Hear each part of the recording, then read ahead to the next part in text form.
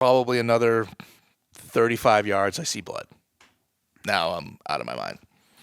Get to a spot where there's a little bit of a ledge and then an opening and then the deer.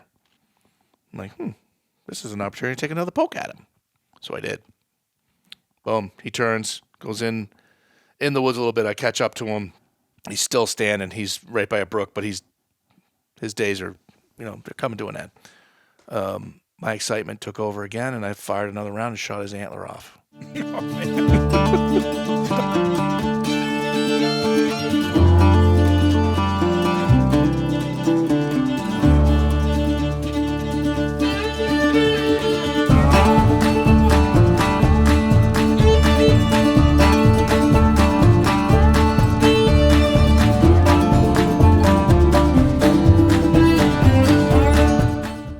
Welcome to episode 2 of Northwoods Whitetails. We're sitting down once again with Mark Beauchesne from New Hampshire Fish and Game Department. I am your host, Travis Williams. Thanks for joining us on another episode of Northwoods Whitetails. Mark, how you doing? I'm fantastic. I'm glad to be here, Travis. Thank you. I appreciate you coming up again out here in the rhubarb. You know what? That road didn't get any smoother. Sorry. Well, I always tell people when they're like, hey, I'm going to come over. I'm like, what do you drive? Yeah, you did ask me that, and then I giggled a little bit. The funny part is, the way you came in both times is the back way. Right. But it doesn't seem like the back way because you get off the interstate and you can right here. But if you go the other way, it's all pretty much, you got one little hill. I'll send you home that way so you can experience the smooth side of the That's road. what the GPS wanted to do. So either way, I don't mind because it was a nice ride. It's funny, where I live, I go over the hill, I'm in another town. I'm super close to New Hampton. Yeah. If you go over the hill, you're in Samberton. If you drive down the road, I'm in Meredith. But what's funny is you can get, the way you went, you can go another 100 yards and take another road that connects to that same road. Or you can drive another, I'd say, mile or two, and you can take another road that connects. Or you can go in the Chemung way, which is probably it's the way I come most of the time, just because of my natural. And that's that road I would have known from going in and fishing with Wickwas. So. Yeah, so let's pivot for a second from this hunting talk. So Mark and I have known each other for, if you listen to the last episode, for between 15 and 20 years. It's a long time. Arguable. And it mainly was from my fishing guiding days, which I no longer do. I may do someday again. But Mark is a black crappie assassin. I can do that. You were a crappie killer. I don't think have we ever crappie fished together? No. Maybe that one time when you were over in Moultborough and I just stopped by and maybe jigged with you for like 8 seconds. That was about it. We were gonna wrestle over your tundra. That was it. Yeah, there's 2 of them. They're not here. They're at my dad's. I was just talking to Pete Weeks the other day.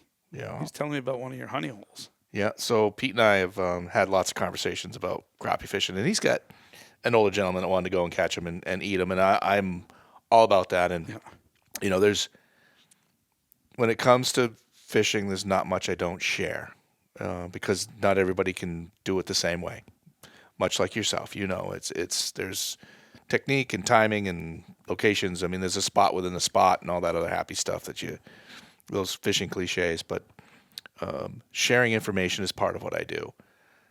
If somebody succeeds, then you're taking a chance that they're going to share and maybe blow a spot up, but that rarely happens.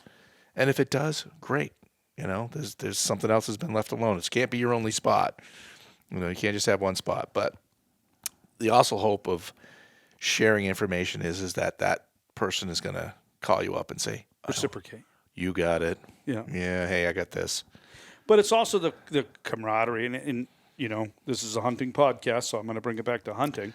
There's a lot of crossover. There's a lot of crossover. Is. I have some friends that are very secretive with everything. And I think hunting probably is a little bit different.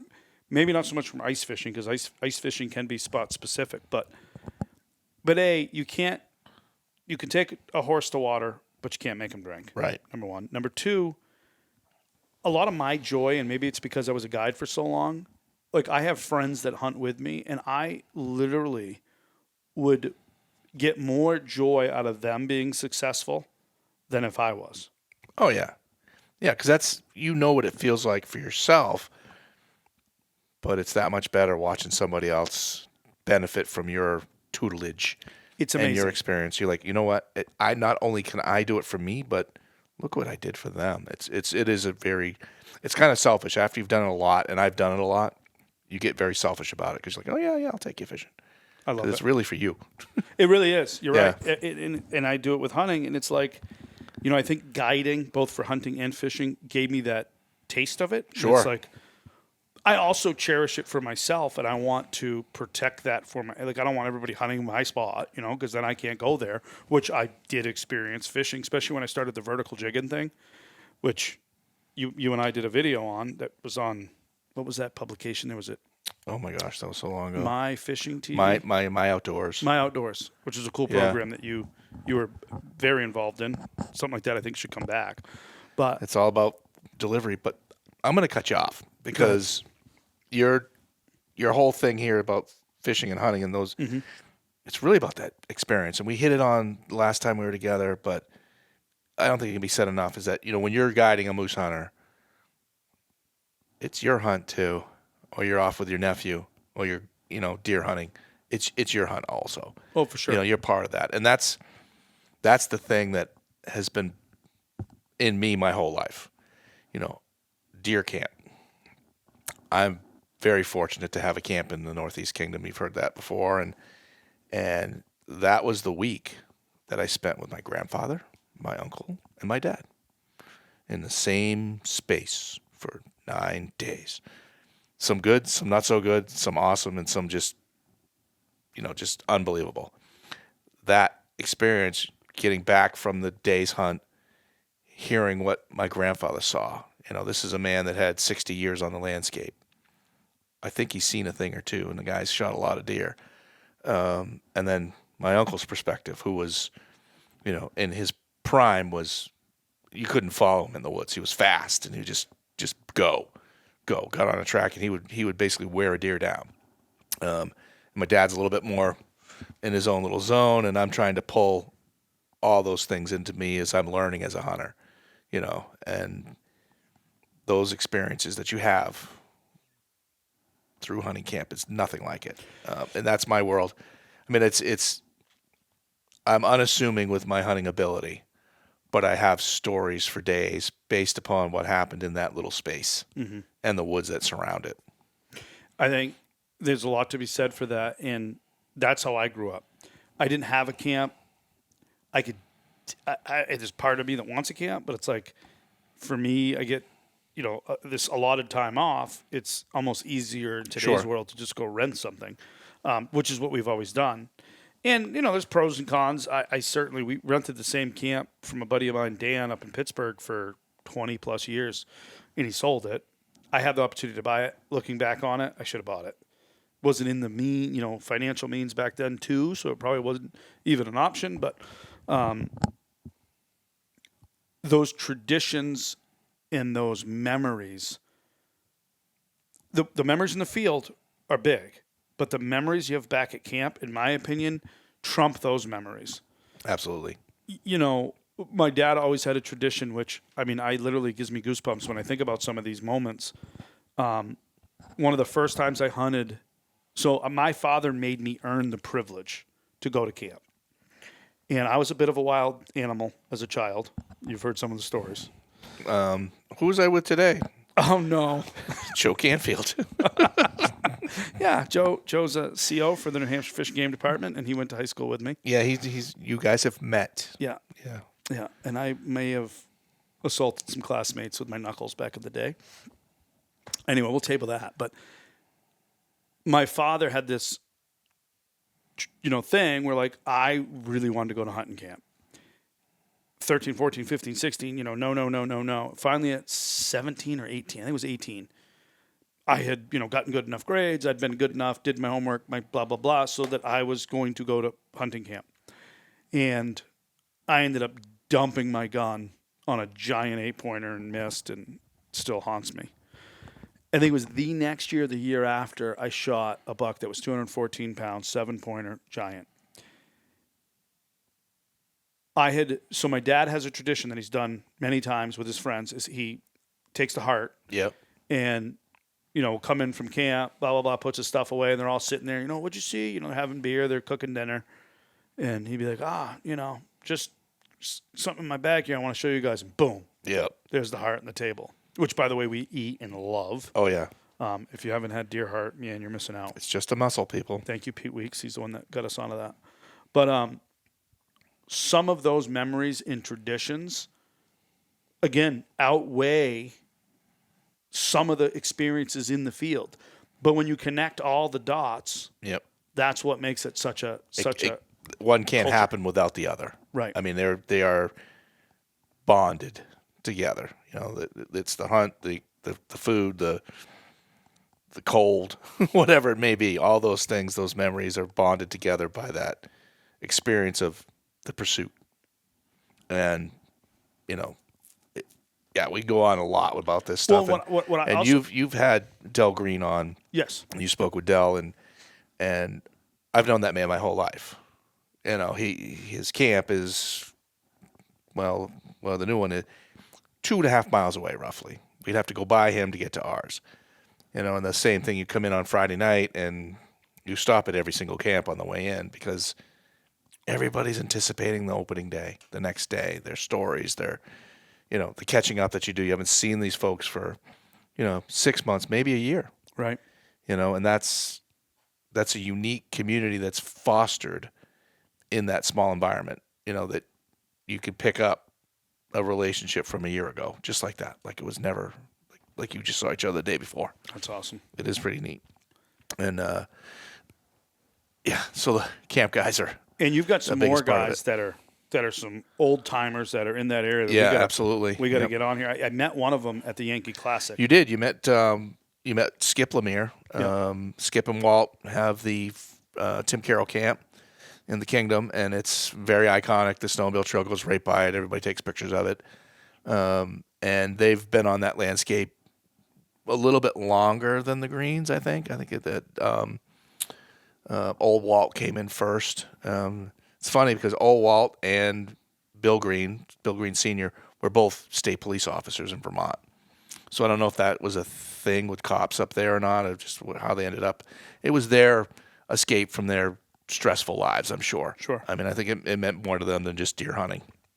But old Walt was an interesting character to be around. He was always happy to see you and always had a joke and just conversation. But they were talented musicians. Walt Sr., Walt Jr., and Skip. They all play string instruments, violin, mandolin, whatever. So in the heyday of deer camp up there, we call it from like late 70s, when everybody was there, myself, my cousins, the green camps were full, everybody's camps were full. If somebody harvested a deer that day, took a deer, killed a deer, didn't matter how big it was, the airwaves, because everybody was on CB then, was filled with music. Those guys would play some foot stomping music for about a half hour straight. Then everybody get in and come, have the conversation, congratulations, all these other things. A little bit longer, the music would start in again. So that whole party was across the mountain, for that. That's amazing. Somebody who shot a deer that might have a camp that was 8 miles from you. Everybody reveled in that. And a lot of it is because there just wasn't that many deer taken. Mm-hmm. It's still like that now. So when it happens, all the camps that are still there, it's a thing. Right. Everybody comes out for it. It reinforces that community, but also remembers the history at the same time. It's just, it's very emotional, but it's so much fun. You're cherishing the suffrage, and again, another thing that you're speaking to that I certainly appreciate, and we talk about it, is like the meat, the end of the rainbow. Like, you have this experience, this camp, this successful hunt, the party, all the fun, and then you still get, like, I have a sense of accomplishment even to this day. I'm 46 years old. I've hunted a long time. I've shot a fair bit of deer. Every time I go into my basement and pull a package of meat out, I'm like, I did that. Yeah. And my family thoroughly enjoys it. I was just watching a cooking show the other day looking at new recipes. It's like endless what you can do with the game. There's no end to it. I like to eat, Travis. Oh, okay. I should have made you a steak tonight. So, no, that's all right. Probably can. But yeah, it's I love hearing these stories because it's what as you're talking, it's making me account, these. And that's why we tell the stories, because you've lived it or you've heard somebody else talk about it. And it transitions from hunters to just folks that like that type of relationships or value for your recreation. Passion shines through no matter what it is. I mean, it's, you talk to somebody who's an avid mountain biker, and they talk about the process and the sweat and this and that and the reward. You can feel that. Sure. Passion should come through, and that's the whole idea of telling these stories, like you're doing here. Yep. Well, speaking of stories, let's hear one. Let's hear your. I remember when I met Skip, he was telling a story about you, and I don't know if you shot a deer. Oh no. That's his story to tell. Okay, so we'll table that one because we're going to get Skip and on. Skip's got a lot of stories, and he Yeah. wrote a book. And Skip's one of those guys that kind of take you by surprise because he's sneaky funny. Yeah. He really is. Yeah, I love people like that. He is very sneaky funny, and you got to kind of be on your toes the whole time with him. His old man was the same way, Walt Senior. But we can go back to like 2003, I guess. Okay. So, my dad's there.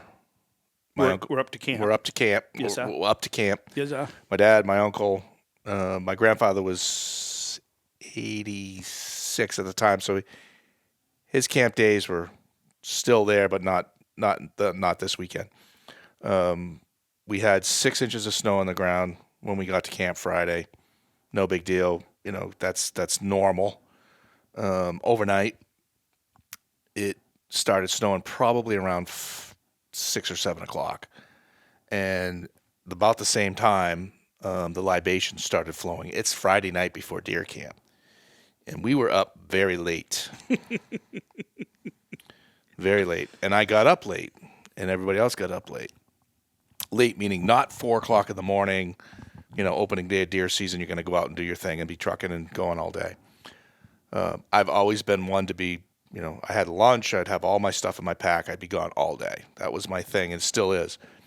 So we get up, coffee gets going on the wood stove, and I'm making breakfast.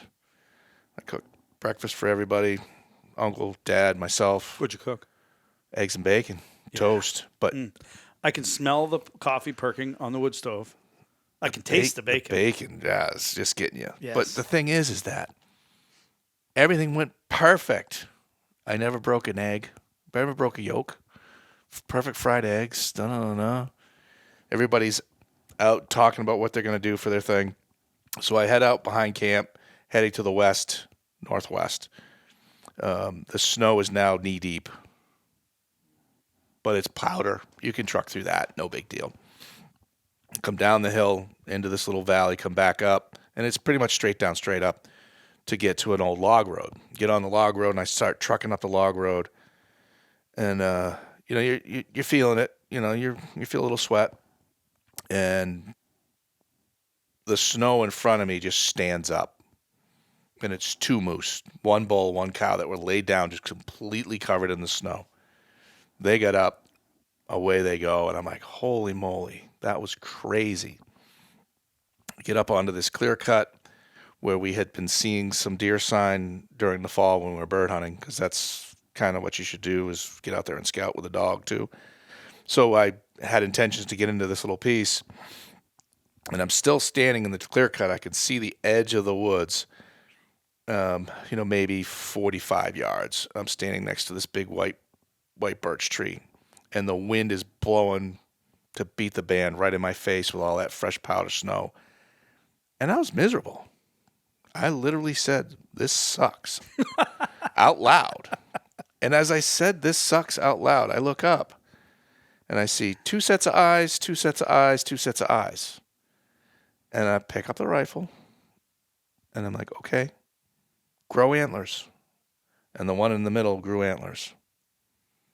I let fly, but 2 deer take off. That one I let fly at went straight up in the air and straight down. And I'm now out of breath again because my heart's through my chest. Do I reach out to the uncle and my dad via radio now. What do I do? I mean, I was like, you just kind of lose it a little bit. Yep. You need a minute to compose yourself before you make your next move. So I made my next move. I went over to where they were bedded down, saw where they all scattered. Deer went up, went down, I saw where it went, and I followed it, and there was not a drop of blood. Well, when that deer went straight up in the air and it came down, it broke its right rear leg. And when it was moving along, that dangling right rear leg, I got that out, was sweeping the snow back into its tracks almost, but it was covering up the blood I didn't see. Oh, okay. So I thought you were about to tell me something crazy like that's what. That's no, you got him. So it went probably another 35 yards. I see blood. Now I'm out of my mind. Get to a spot where there's a little bit of a ledge, and then an opening, and then the deer. I'm like, this is an opportunity to take another poke at him. So I did.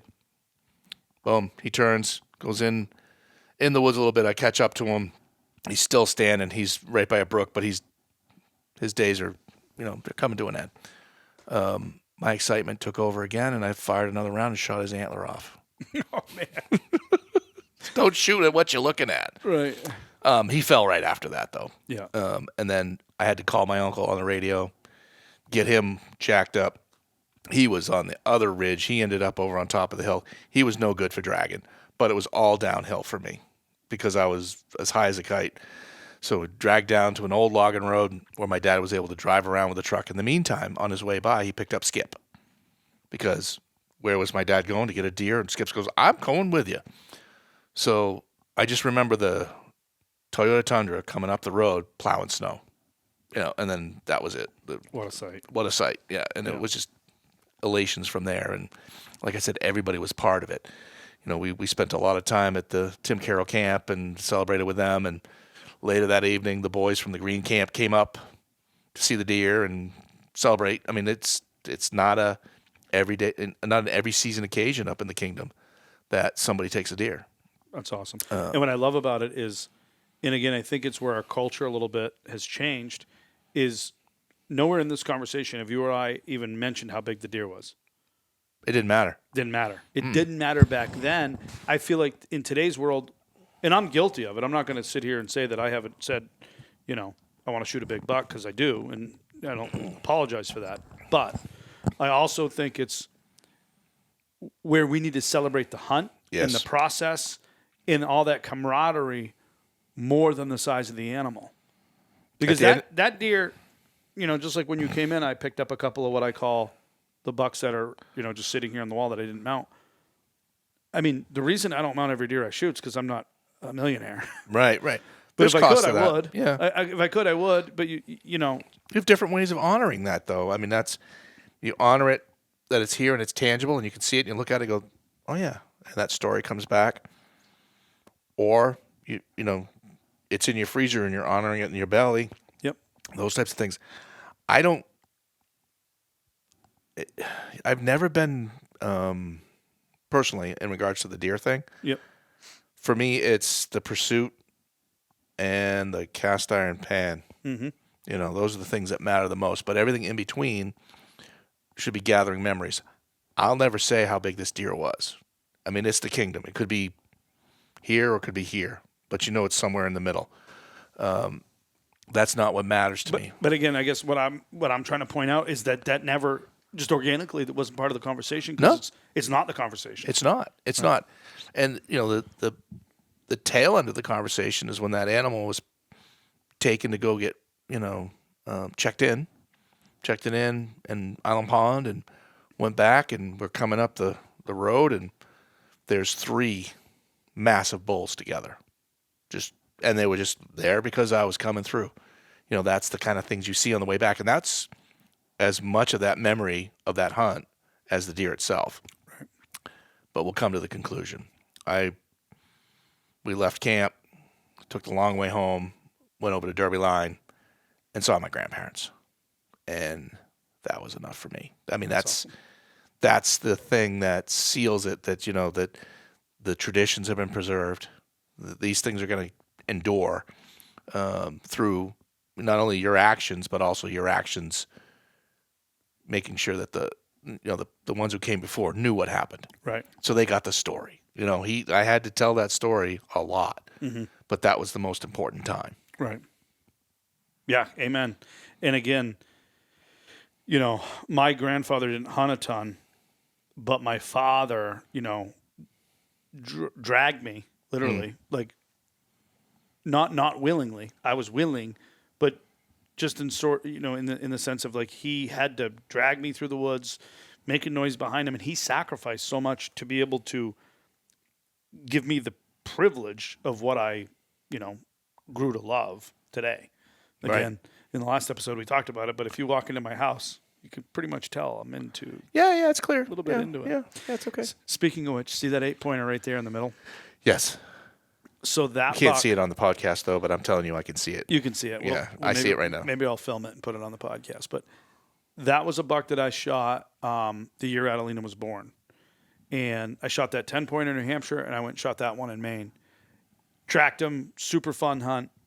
But when you were telling the story, it made me immediately think of this hunt. Because you said to yourself, this sucks. This out loud, Travis. Out loud. I mean, it was that's the one thing you don't do. You're supposed to be quiet, right? Right. You don't talk to yourself in the woods. I do. I do. Oh, man. It's a problem. I like a branch will snap me in the face, and I'll be like, you mother. Yeah, beep. Don't beep and beep. Snap. I'll snap the branch. Like, what are you doing? You're just expressing yourself. It's okay. It happens. So that buck, we drove all around looking for good, suitable tracking snow. I was hell-bent on finding good, quiet tracking snow. I'd been hunting on some snow, but it was crunchy. If you're a tracker, you know what I mean. You got to have that just sense of, I did it once. Well, that's the thing, and that's all I've ever done. Deer hunting. I don't know anything else. This one I happened to cross. Right. But nothing was moving in that storm. It's the next day or later that afternoon, that might have been an opportunity. But, like this fall, we had those ideal tracking conditions. But I had a wicked cough. Ugh. I mean, like, you could hear me a half a mile away. Right. So I'm like, I'm wasting my time here. It was just a remainder of a cold. And those are the factors that, as hunters or casual observers, they don't think about that stuff. I got a boot that squeaks, but it's my favorite boot. If it's dry ground, I'm wearing that, but you can hear it a mile away. Yeah. What are you going to do about that? Right. So when you have that right snow and all those contributing factors are just right and the wind is just right, but you got to fart or cough, did I just ruin my hunt, or do I just take this and enjoy what why I'm here? Well, and I often reference those as kill days. And like back to this one, like I hadn't had what I would consider a good killing day, a day where I could get out of the truck, get on a track, and go and have a really good chance of catching this deer. And so I'll cut to, I won't bore you with the whole story, but the story that I want to bring up, because it was this sucks part, is we had driven around and we could not find anything worth shit, really. And finally I found some tracks that had crossed down, and I'm like, you know what, Greg? It's 10 o'clock. I'm done. I need to get in the woods. The snow is knee deep, just like you were I described. Yep. Cold. It was like 9 degrees when we got out of the truck. And I'm like, I'm just going to go down in here, and I just booked it. I didn't look at onX. I didn't look at topography. I just needed to get in the woods, and I ran in the woods. Mark, I walked into the biggest hellacious shithole swamp you've ever been in your life. I mean, and I'm a stubborn, very stubborn. Yeah. It'll end at some point. Right. I'm just going to keep pushing. Well, I kept pushing. I literally had to backtrack and crawl out of there. It spit me out. I couldn't get through it. Meanwhile, this is knee-deep snow, and it's cold, and then it goes from this thick to this just wide-open clear cut. And I get to the top, and the wind is literally blowing through my ear, like to the point where I'm holding my right ear because my ear's numb. And I come up to my buddy Greg, who I was hunting with, and he's all excited. He's in deer. Oh, my God. You see all those tracks? I'm like, I haven't seen anything except for a swamp and a bunch of cold. I saw an old doe track down there. I'm like, you know where I'm headed? I'm headed back for the truck. Screw this. My wife's due tomorrow, literally. Yeah. This is my sign. No. Come here. Look at this. And it was amazing. We got up over the top of that knob, and we got down in backside of that ridge where the wind wasn't hitting, and it was like the sun was out, it kind of warmed up a little bit, snow got a little squeaky. I ended up going down and getting on this buck's track and getting them, but I had to tie that in because it much reminded me of your story. Yeah, because I literally said to myself, "This sucks." It's okay. I mean, you acknowledged it and you persevered, and it's No, it ended up being a real fun hunt, and the drag out was hellacious, and it was one of those suffrage memories that I go back to very often. Yeah, hunting out of a camp is definitely different because you're gonna go from where you were nice and warm and just go searching for tracks, because that's how it is in the kingdom, in the big woods. You know, you kind of have areas that are going to be, potentials, but you got to get there, and they're usually a mile. There's never anything less than a mile there, right. And it's all uphill.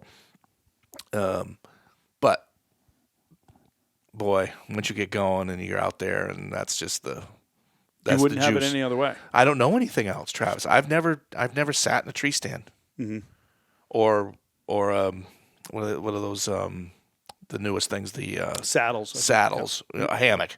Yep. Yeah, I've been in a hammock, but it was on a porch. That's about it. Yeah. So it's just not something that works for me, and it works for others. I mean, they certainly have success. Sure. So I can't discredit it at all, but this is the thing that I know, and I know what I'm capable of. And I'm looking forward to this year's already. Oh man, doing these podcasts makes me want to go hunting, but talking about different methods. For me, the method is less important than I want to shoot them on my terms. Sure.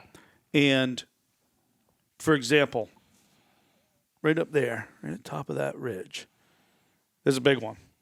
And I'll dabble here. I'll go for a walk. I get out of work. Gosh, I got out at 3:00. I can run out there for an hour. But in terms of dedicating any time to hunting in these woods, I don't. Because even though to some this is big woods, to me this is small. Your backyard. It's I'm on top of that ridge in 15 minutes. I'm down the other side. I'm staying another road. Like, what am I going to do? Do a loop and hunt back through what I just hunted through? Like, it's just not what I like. I would rather shoot a deer on my terms than shoot a giant on other terms. It's just how, and I think that's kind of what you're saying. You've encapsulated it, yeah. So it certainly is. I'm in the woods and I can see a ridge, and I want to be on that ridge, so I go. Yeah. But look, there's another one. Wait. So that's part of it. But you get to there and you're like, okay, it's 2:00. What's the game plan here if something happens? Right. So you have to be cognizant of that, and I think being ready for it might be a hindrance, because now you're not as tuned in. You're thinking about, all right, I got to get my ass out of here. Get back to camp. I was notorious to showing up to camp in dark. The first couple times I did it, when I was 16 years old, my dad was like, "Hey, what's going on here?" I was like, "Look, this is what's in my pack. If I'm stuck, I'm not going to try to truck in the dark, because it doesn't make any sense. That's where bad things happen, and that's where, we hit on it the last podcast that hunters aren't called out on search and rescue. I mean, very few are. It's those who are not prepared to self-rescue or deal with themselves. So that's one of those differences in hunting styles, is that the person that's hunting in a 5-acre plot, 5 acres piece, from a tree stand or whatever, that's as far as they're going to go. Where, someone who's a tracker, that's unlimited. That's up to your physical ability, your daylight, or what you've seen in front of you. There's a guy that used to work for the agency, and he is a monster tracker. His name is Will Stats. God, I'd love to have him on the podcast. I can get you Will Stats. Oh, please. He is a monster in the woods. Will and I have seen each other a lot in the woods. In fact, the first time I met him was in the woods before I even worked for the agency. And he's like, "Oh, blah, blah, blah." That's cool. And then once we got to work together, then it was the whole different thing. And again, instantly you get credibility because of where you play in the woods. I don't get it, but hey, I do, because it's an instant relatability. Like, you get me because you do what I do. Mm-hmm. And again, that's back to that 4%. 4% of people hunt Right. in the state of New Hampshire, and then I'm sure I think it's 5% nationally. So when you not only enjoy the passion, but you also enjoy like, oh, not only do you do this, but you do it like I do it, there's an immediate connectivity. It's the same with like, I've met people in the woods that I'm now friends with because of that connection. You know, a lot of the people in Northwoods, Joey Davis, you know. Yeah, Joey. Yeah. I mean, Joey knew who Yeah. you were. Oh, yeah. Just Yep. from your NEK, what do they call The it? NEK. The NEK. The up neck. there. So, but Will, man, so got some Will stories. And I think I've shared this one before on the podcast, but when people a lot of times talk to me about hunting, Will is a guy that I think of often because, and he doesn't probably know this. If you told him who I was, he wouldn't know who I was, I bet, at all. But when I was younger, he would be at some of the check stations. Yes. Yeah. And we check in our deer, and I'd always ask him questions like, so what's the biggest buck you've seen, and how did they kill it? So I was always inquisitive. And this one time, and I forgive all the listeners that have already heard this story, but there was a guy checking in an absolute beautiful 9.200, I want to say it was 225 pounds. Again, I was like 11 at the time. And so I'm over there and I'm asking him questions, and he's answering me because I'm a little kid. And he's like, yeah, I shot him tracking up on the Galloway. And then this other guy comes over. He's like, yeah, I saw your name in the book up there in the sign in the one of the huts up there. You know, so he'd obviously was, summited McGalloway either on this track or scouting or whatever that season. And so next thing you know, there's like this group that either they were with him or they just were swinging by, and Will knew all of them. Right. And they're all in this circle, and they're telling tracking stories. They're telling stories on the Golden Road and this and that, and I am just a sponge. And literally that day is when I decided that tracking specifically, I mean, I was already hunting big woods because my dad, instilled that in me, took me to Pittsburgh and big country all the time. That's like where we hunted. When we moved here, we primarily hunted the National Forest. When we moved to the Lakes region, Right. Because we wanted, closer big woods. Yeah, yeah. You get little more woods time, a little less travel time. And then our vacation was spent in Pittsburgh or Maine or whatever. And again, there was an older gentleman there, and I said to him, hey, I want to shoot big bucks like you guys. How do you do it? And he goes, well, son, there's two philosophies I live by. One, if you want to shoot the big ones, don't shoot the little ones. Mm-hmm. Pretty simple. Pretty simple. Second one was the meat that goes in the freezer lasts a season, but the bones that go on a wall last a lifetime. And it really ties everything in. And for me, it's not just about the bones that go on the wall. It's not just about the meat in the freezer. It's not just about passing up the bucks to shoot the big ones. It's the whole story. Right. And that moment is when I decided this is what I wanted to do. And again, Will Statz and his friends in that moment was a big moment in my... They were part of that catalyst and made it happen. They were my idols. They didn't know it, but they were my Michael Jordans. I could give a crap less about, meeting a professional athlete. The first time I met Shane Benoit, I mean, I came home and was like I met Michael Jordan, because that was my passion and I could relate to that passion. I can't relate to dunking a basketball. No, because you can't jump. Dude, I'm actually, look at these calves. They're all showing no go. That was surgery. You had surgery done for that. That's all plastic surgery there. Don't be showing that off again. I can't jump, you're right. But my point is that was my passion, and these people, so I'd love to have, hopefully we can get Will on here sometime. He would be fun. He's definitely a good one. And, he spent a lot of his career before he went to work for the agency working as a forester. So his whole life is in the big woods. I mean, his whole thing, he worked for Champion, maybe even St. Regis before then. I don't know how long ago he was in that, but definitely for Champion. So that's all the stuff in the Kingdom and in Pittsburgh. Craig Hall works with me. His father worked for the agency for a while. I'm not sure what department. And him and Will are pretty friendly. Jim Hall, his dad. Yeah. He was a big part of helping with the moose program to get the moose hunt up off the ground. Jim was one of our hunter education coordinators for a long time. Yeah. Yeah. Cool. Yeah, it's a small. Well, I mean, we could talk about small planet all we want, but it's just small state, small 4%. Correct. Yeah, and when you start talking big woods, I think that it kind of shrinks down. Shrinks down a lot. Yeah. Like I said, like when I mentioned Joey, your name to Joey, Joey's like, I think I know who that is. I even mentioned it to Corey Ryder, who I tried to get to come to this podcast, and somewhere you guys met. I don't know if it was in the woods, Corey and I, Maine woods. Yeah, no, I know who he is. I don't remember where we have met, and I just don't. Yeah, Can't place it. I can't place Neither it. does he. So one of these days. Yeah, maybe you we'll know connect what? those dots. I think I do know. Yes. I think it just hit me. Oh my God, this is an epiphany. Yes. So Corey Ryder's listening right now. Yes. I think we took a mushrooming class together I bet you that's in it. Loudon, New Hampshire. I bet you that's it. I did that for so it'd be like 7 or 8 years ago, maybe 9 years ago. And I remember the name. I think I wrote it down in the mushroom book or wrote it on a piece of a card or something. And I think it's in my mushroom book. I'll have to look when I get home. Okay. But that would be funny if I had that kind of recall. Episode 3. Mark remembers. Mark remembers. That'd be awesome. But it's likely I'm wrong. It But it sounds sounded like it was good. something like that because he's like, because when I mentioned your name, he was immediately like trying to figure it out, like there was a connection there.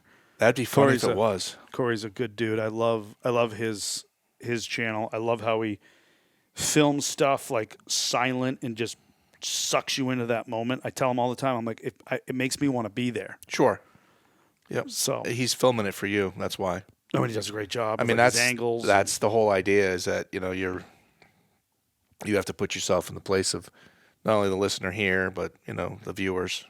Well, and that's what we're trying to do at Northwoods is bring people along on our journeys, tell our stories. But my biggest passion is to do it what I consider responsibly.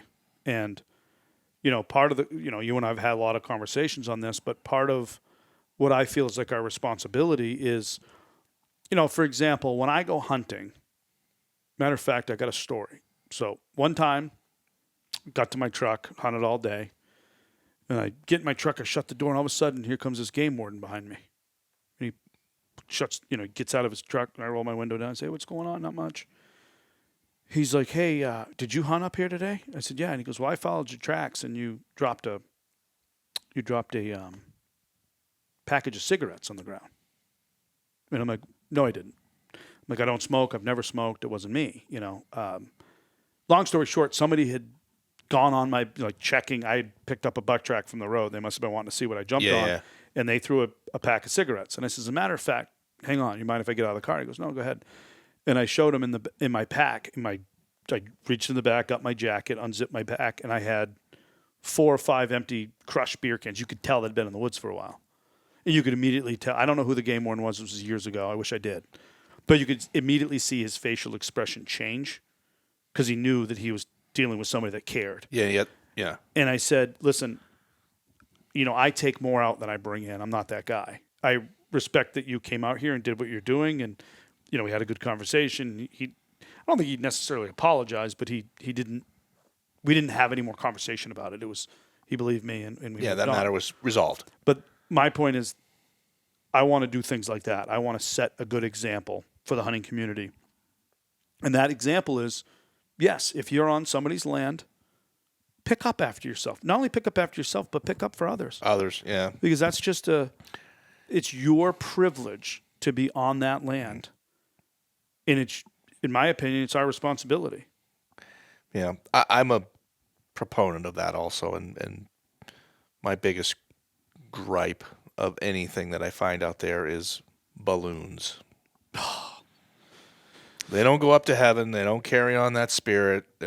They come back down. And they're just everywhere. Everywhere. So It's amazing how many I find antler hunting. if the non-consumptive public was out in the woods recreating and they saw that, they would probably change their way of doing things if that was a practice that they did. So it's, we can lament about that all we want, but it certainly talks about having that respect for the landscape of private landowners and, what we do and how we do it has an effect on them and our ability to continue to recreate. Right. Which, again, I think, you work for the department, so I'd like to maybe dive into some of the things. I mean, last time when we met, we talked a lot about access, the habitat fee, which thank you so much. I think that's kudos to the department for doing what they've done. I mean, some of that data that you shared with me is huge. And I think that with some more efforts, getting more of the 4% involved, There's more to do. Yeah, there's always more to do. It's going to be huge. And this is one area that I think we can help in. In the past, we talked about the camps that you were involved with.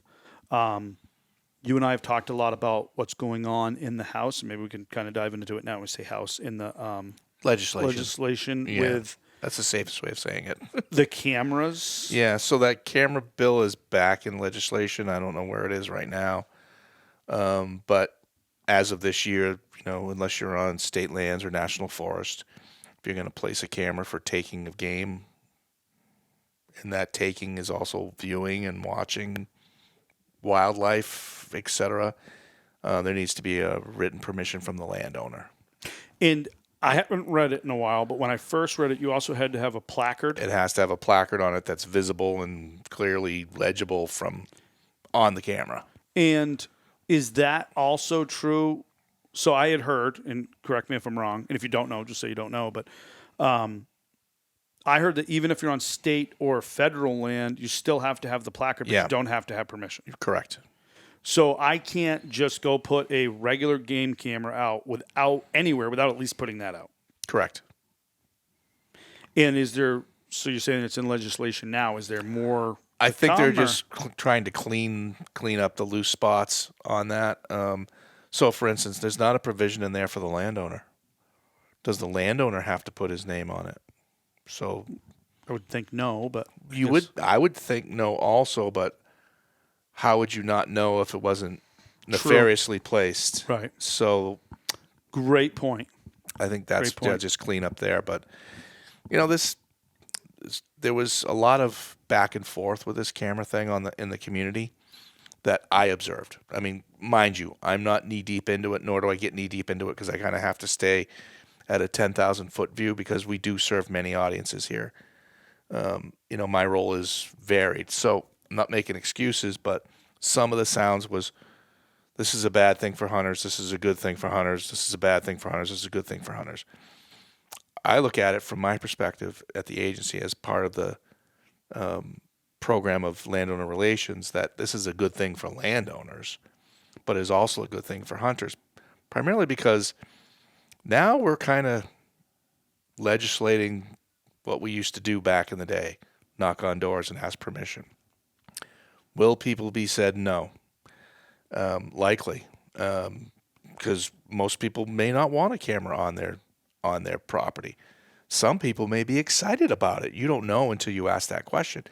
And I think it's how that hunter or user, because keep in mind, there are as many cameras out there that are placed by people that are wildlife watching as there are hunters. So it's not an anti-hunter thing. It's not a non-pro hunter move. It's an opportunity for us to make, again, mending fences again with our landowners. We ask permission, or we explain what we're doing first and why we're doing it, and then we ask permission. You don't barge in and say, "Hey, can I put a camera on your property?" It's like, "Hi, my name is, and this is what I like to do, and this is what I've been doing." And be quick, but be concise, and don't be mindful of people's times. And then ask, get that rapport. You talked about the sales side of things. This is what we're doing here, is opening that door. And you may find that they're intrigued by it. They want to know more. Can I get some of the pictures from you? Oh, I was just thinking that, yeah.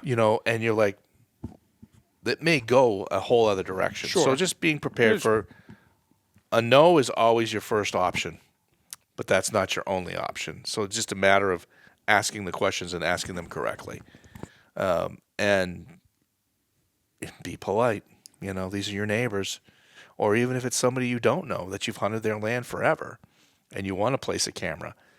And then, there's the non-camera people versus the camera people, and they're going to grind against each other on this as a whole, but they need to look at the big picture in this, that what this is doing is getting hunters in front of the landowners to be able to gain access, ask permission, tell their story, put a good face forward, before they execute what they're going to do on the ground.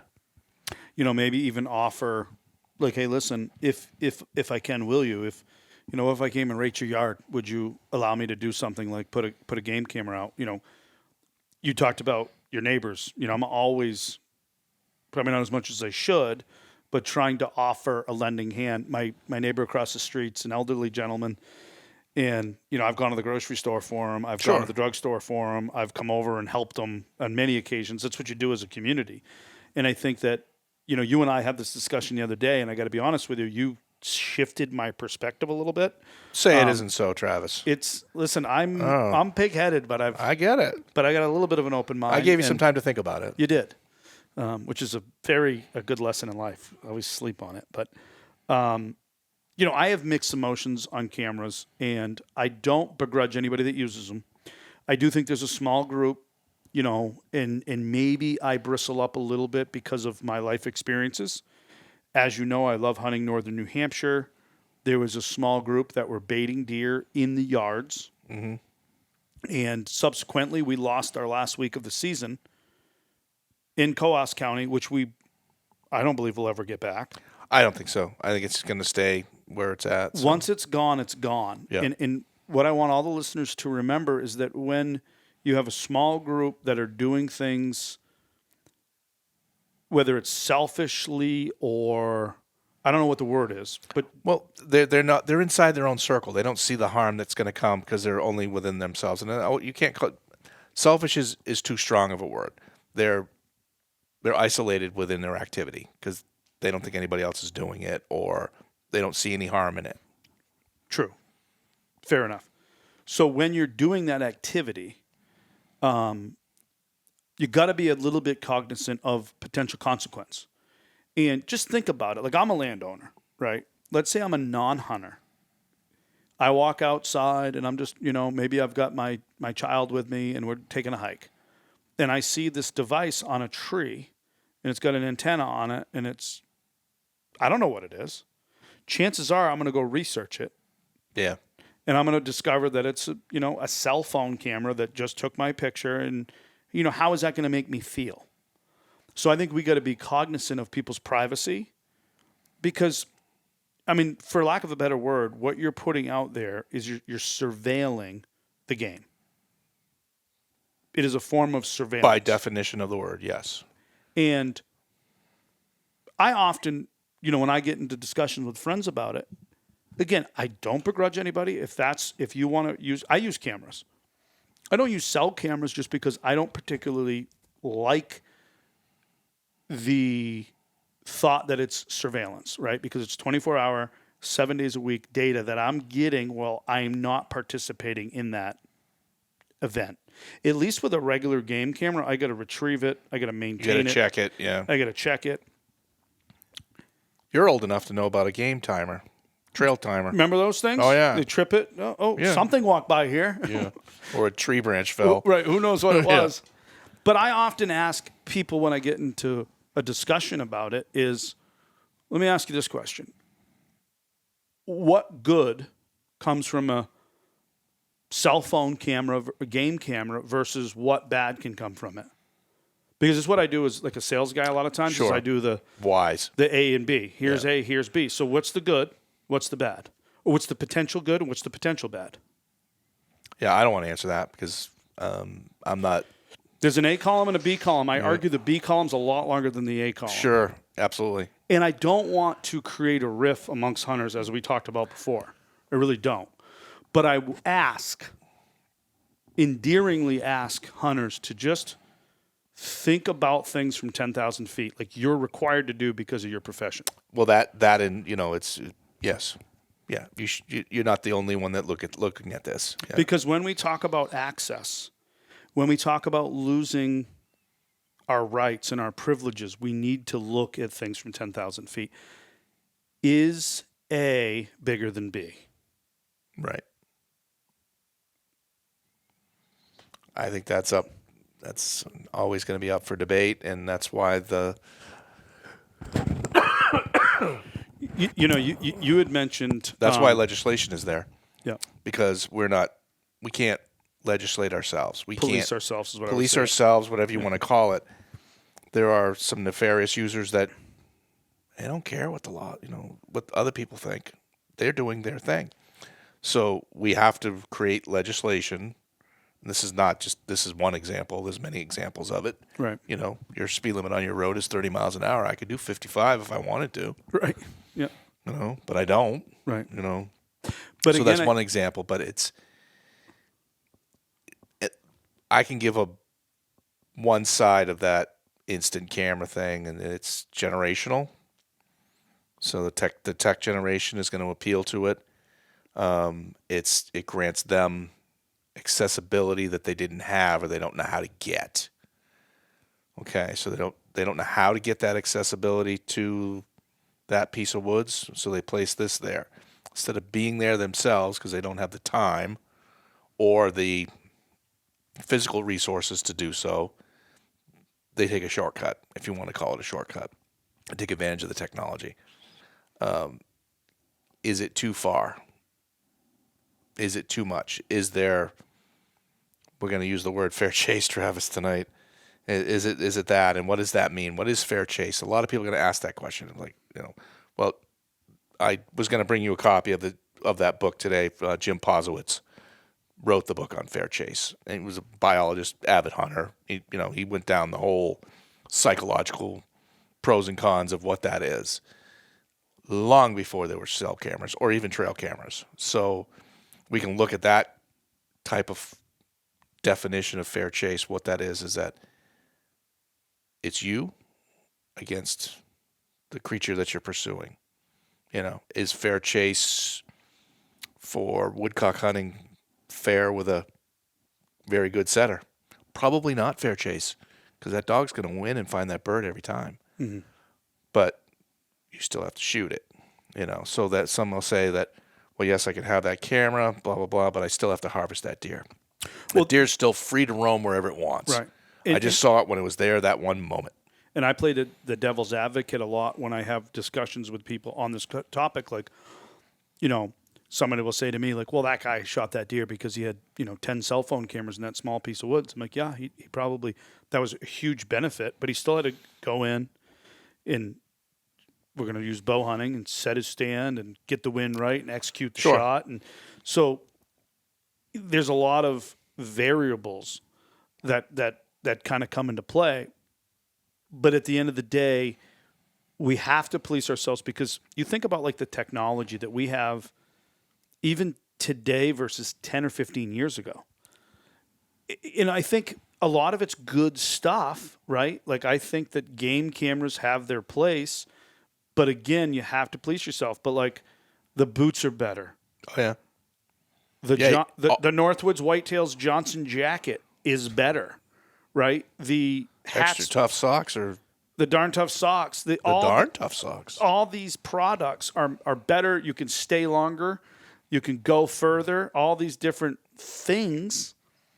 But at what point do we say, okay, this is where we're going to draw the line? Right. This is no longer, in my humble opinion, when you have a device that in real time, in some of these, and I don't know how much you pay attention to it, but some of them are streaming now. Yeah. Oh yeah, they're full on. Yep. Some of them have solar panels. Yep. So you go out into the woods on national forest, you set this thing up, and and then you're creating this other division, which I absolutely hate, and that's the economic division. Because if I'm a guy who has infinite amount of time and an infinite amount of money, I'm going to go out and just pepper the woods with these things. The 4% cannot afford any more division, Travis. So that's really where it's at. They need to, the ones that have been regulated by this shouldn't take it as an attack on them. It's not. They should understand that, we're all in this together. That we're all into this together. And one of the reasons why you're losing property is because of somebody else is misbehaving on it. They might have deployed a camera without somebody knowing, and that person got upset. Now they have to know. They have to be informed that you're going to do this. You have to gain permission for it. And again, thank you for mentioning the 4%, because, again, the 4% should not attack each other. I couldn't agree with you more. And within that 4%, what we need to remember is, think about what we talked about earlier. We talked about why the woods specifically is an escape for people. It's an escape. It's tranquility. It's where you can hear your own heartbeat. But now where we go to hear our own heartbeat. Yeah. Right. So when you do those things, do you want to look up and see a camera that you can't take away the picture that it just took?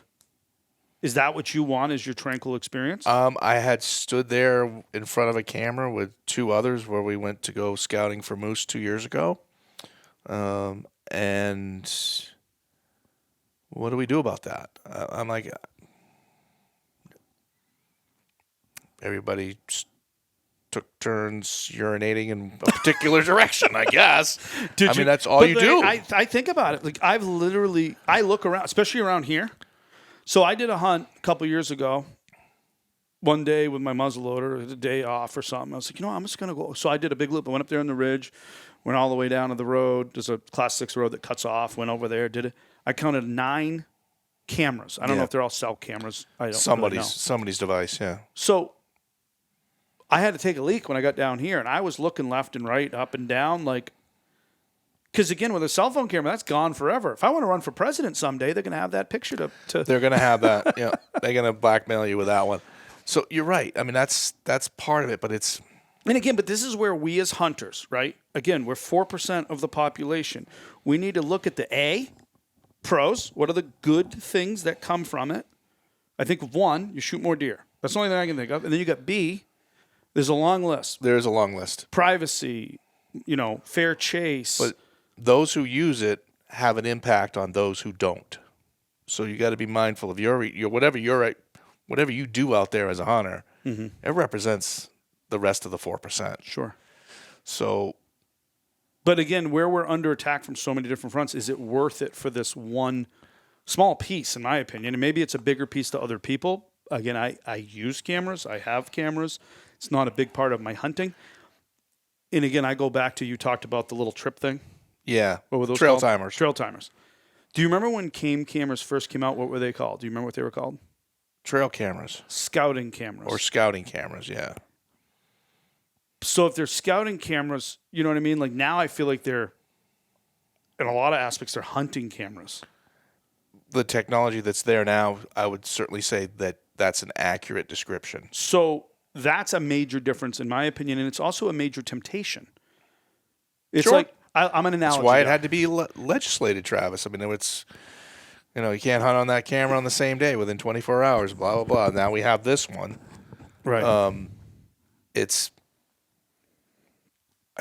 I think culturally, the hunting culture, when we bring in industry, because without them, we wouldn't have what we have, the technology or the tools or the things like that to endure more time in the woods.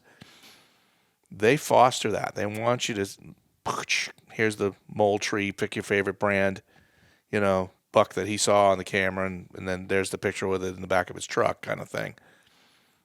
That image creates the competition within us. We'll like share this picture of the cam. I've had that deer on cam for 3 years now. Does that mean anything to me? No. Does that mean anything to anybody else outside the 4%? No. What that means is that you're taking possession of an animal that you have no right to. That's in the public trust. You got upset because somebody shot that deer or took that deer, or you didn't get it. You think somebody jumped it or moved it off on you. That's that animal's life. It's living its life. You don't have control over that. And thank you for bringing that point up. That's another, in my opinion, B column. Mm-hmm. It's like, I remember when baiting was a huge topic in the state.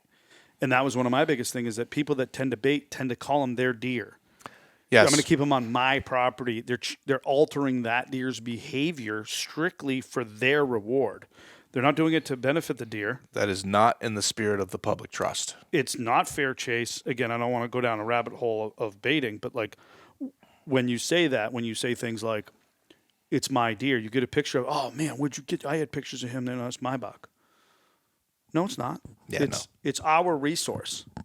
It's our resource that we're all fortunate enough to. A lot of folks have either lost sight of that or never had sight of it.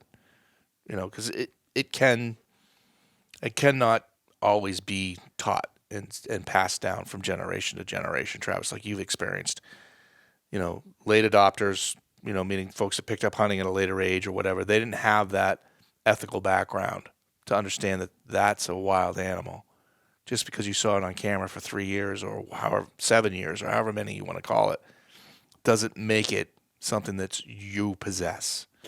And I think that, so to kind of dovetail this whole conversation, that's where I find myself extremely passionate and rooted into some of the ideals that Northwoods is trying to promote. And that is to show people that you don't necessarily need to use cameras to harvest the deer, to enjoy and to cherish the journey more than the destination, and to understand that, like, I find that what we're doing within our hunting community, and probably not with intent or malice, but we're normalizing some of these hunting practices that maybe 10 or 15 years ago, people would have looked at you like, wait, what? Why are you doing that?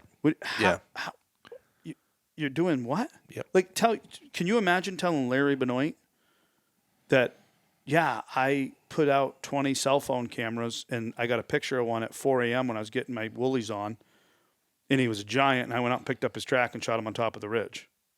He would turn over in his grave. Yeah. So that's that. But hunting itself has changed in New Hampshire because, obviously the urban sprawl kind of changes the game a little bit, where baiting comes in a little bit more.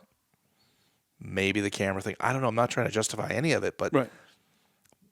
Where people got into hunting, they may not have ever experienced those big wood stuff, and this is all they've ever known. And to that point, when you turn on mainstream media, like we talked about in our previous podcast, that's what you're seeing. Right. Right. So I've often had young men reach out to me on like social media and say, "Oh my God, nice buck you shot. How did you do it?" And by the way, I wanted to tell you, I only have two cameras because I don't have a lot of money. Okay. And I immediately get this cringe in my stomach. This kid, so he can't be a hunter without 10 of them. He's telling me that he wants to preface everything that we're about to have as a conversation as he only has 2 cameras. Because that's so normalized within our hunting community. And again, if you're in the Midwest, it's a different thing because you have, if you're lucky, you have a few hundred acres that you lease or you have access to. That's not what we have here. Do you see what I'm saying? I do. I'm with you. And I think that if we can tell that story, maybe we break through to a couple people that says, okay, I'm starting to understand this now. I'm starting to understand that it's about the journey. It's about the connection with your food. It's about the connection with your friends and family and telling those stories and passing on this heritage. But I think the more that we normalize these behaviors, and again, I'm not saying there's necessarily anything wrong with it. It's a debate we're having, right? It's a conversation. Sure, and that's how it should be. It should be faced as a conversation that, for many people, this is how they're going to hunt. They're not going to be in the whites trucking over mountains. They don't have the time. They don't have the conditioning. They don't have the wood skill set. They're probably comfortable in a 10-acre plot. So maybe that 10-acre plot has been monitored. Pick your favorite word for that one. Surveilled. Pick your favorite word. This is hunting for them, and it's having some acceptance of it. I mean, I don't have an opinion either way because probably the majority of that 4%, they hunt in these small plots, and they take advantage of these resources that they have to them, that technology has brought to them, and it's probably made them more successful and kept them in the sport a lot longer. Travis, the story I told you of shooting that deer in 2003 was the first deer I ever shot. I hunted in those big woods for 26 years before I killed a buck. That's not normal. Someone getting into hunting wouldn't go 26 days without success. Well, and especially in our society today where we live a different world. We have to have that gratification. Immediate gratification, which again, I think is something that we slowly as a society chip away at to kind of swing that pendulum, if you will. Mm-hmm. I'm not going to do it. You're not going to do it, but maybe collectively we can make a little bit of a movement. Yep. Because we're the storytellers, they're the listeners. at some point they need to be transitioned into the storytellers. And I mean, I could sit around and listen to a lot of stories around campfires or at a camp or even in your porch here, and it's not going to be, well, I was sitting by the bait pile, and it's not going to engage me. Mm-hmm. It's not going to be the thing that keeps me hanging on to hear the rest of the story and how it ends. So the adventure needs to be picked up again by the next generation, the next storytellers. Right. And again, I gravitate, like if I turn on the hunting channel, it's usually elk hunting in the Midwest because there's an adventure, they're sleeping in the woods, they're hunting from their backpacks. And again, I think that when you look at how we like to hunt, and again, I'm not saying that the way that I hunt is the end all be all, but there's a story and there's an adventure in that. And I think if we can get other people, especially the youth, the next generation, to get a little bit excited by that, and excited by, not necessarily the destination, but to cherish the journey. A good example is like when we come home, when I get out of the woods and my dad picks me up in the truck, first thing he always says to me is, "How was your hunt? How was your hunt? How did your hunt go?" Not, "Did you see any deer? Did you shoot a deer? How big was he?" Right. That's not part of the conversation. Yeah. And it shouldn't be. I mean, that's the stuff that stays untold, until it's there in front of you. Yeah. It'll be interesting to see what happens.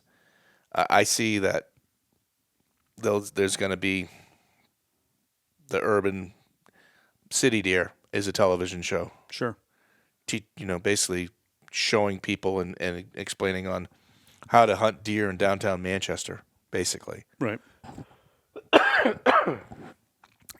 Deer are living in those spaces, and they need to be managed. Unit pick your others that are, a little bit more populated with people and houses and stuff like that. But the deer population is just thriving because of, it's living off the edges, Sure. where things have been manicured and cut and things like that. So there's new growth, et cetera. All that habitat that the deer likes, people create by making space for people in their backyards. Yep. So that needs to be managed. That herd needs to be managed in regards to its health, et cetera.